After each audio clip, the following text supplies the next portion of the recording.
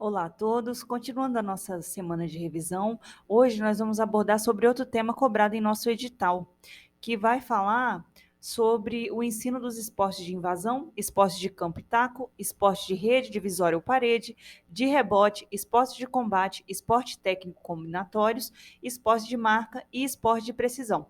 Bom, para começar falando sobre o assunto esporte, né, vale a pena a gente lembrar que o esporte ele é uma das manifestações da cultura corporal de movimento mais popular. E ele é um fenômeno sociocultural que está presente em mais lugares do mundo, né? Em todos os lugares do mundo, né? E como característica, o esporte ele carrega a sua estrutura formal e verticalizada. Bom, a BNCC ela vai trazer para a gente que o esporte ele caracteriza-se por ser orientado pela comparação de um determinado desempenho entre os indivíduos ou grupo, ou, no caso os adversários, regido por um conjunto de regras formais institucionalizadas por organizações.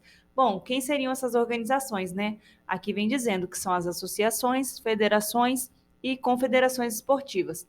Bom, o esporte ele reúne tanto as manifestações mais formais, né, dessas práticas, quanto as derivadas. E ele também é uma das práticas mais conhecidas da atualidade, né?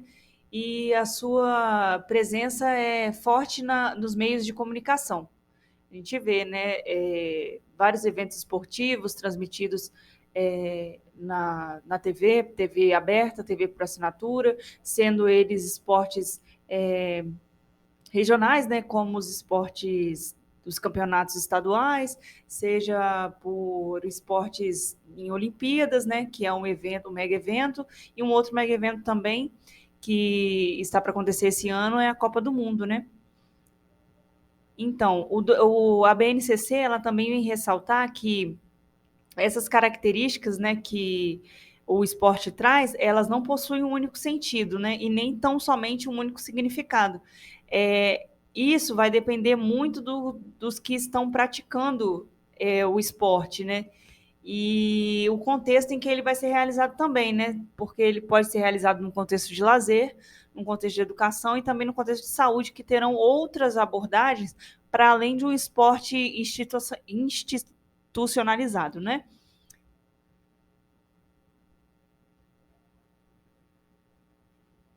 Bom, trazendo mais um pouquinho do que a BNCC ela trata sobre as práticas do esporte, as práticas derivadas do esporte mantêm essencialmente as suas características formais de regulação das ações, mas adaptam as demais normas institucionais aos interesses dos participantes, às características do espaço, ao número de jogadores e ao material disponível. Ou seja, que está dizendo que o esporte ele pode ser maleável, principalmente no ambiente educacional, onde a gente tem que dar um trato pedagógico para o esporte. Não podemos trazer apenas aquele esporte institucionalizado, né? Aquele esporte que a gente vê transmitido pelas grandes mídias, né? E um exemplo que eu posso trazer aqui para vocês é o jogo de basquete, né?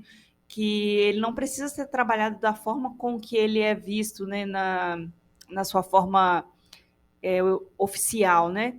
Ele pode ser trabalhado com dois jogadores de cada lado, uma cesta, e com algumas regras que eles ali vão combinar, e vai continuar sendo basquete, porém um basquete de uma forma diferente.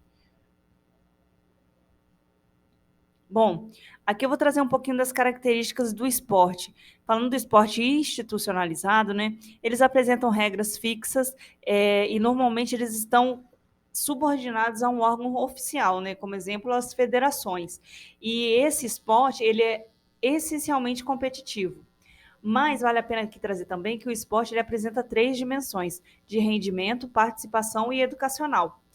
E esse de participação educacional, eles são passíveis de adaptações e modificações. E isso vai depender do objetivo, né? Principalmente quando a gente fala das nossas aulas de educação física dentro da escola. Bom, agora eu vou falar um pouquinho sobre cada um, né? Sobre o esporte educacional, de rendimento e de participação. Aqui eu trouxe as considerações de Manuel Tubino. E agora eu vou falar um pouquinho para vocês, primeiro do educacional, né? esse também chamado de esporte-educação. Esse tipo de esporte, de acordo com o autor, né, é o esporte ensinado nas escolas com pouca preocupação com o resultado. Ele vai visar educar criança e o jovem com um propósito que está mais ligado à cidadania. E esse conceito, ele ainda apresenta duas subdivisões, né? Que seria o esporte escolar e o esporte lazer. O esporte escolar, ele tem uma pequena ligação com o esporte de rendimento, porque dentro desse conceito estão inclusos os princípios de desenvolvimento e espírito esportivo. Já o esporte lazer, ele se baseia apenas no esporte como educação, e ele é utilizado na maioria das vezes de formas assim, como brincadeiras e também de se divertir, né? Uma vez que é um esporte que está inserido num ambiente de lazer. Bom, o esporte educação, ele também é entendido no processo educacional como uma formação, né, uma contribuição para a formação das pessoas. E também ele deve ser considerado como um caminho essencial para que seja construído, né, uma cidadania plena e que garanta, né, que o indivíduo ele chegue à sua fase adulta com a sua cidadania feita, vamos dizer assim, né, em sua plenitude. Agora, falando um pouquinho do esporte de participação, né? É a segunda dimensão e ela está inteiramente ligada a uma das subdivisões do esporte educação, né? Ela está voltada para o lazer, para o bem-estar e para a diversão, né?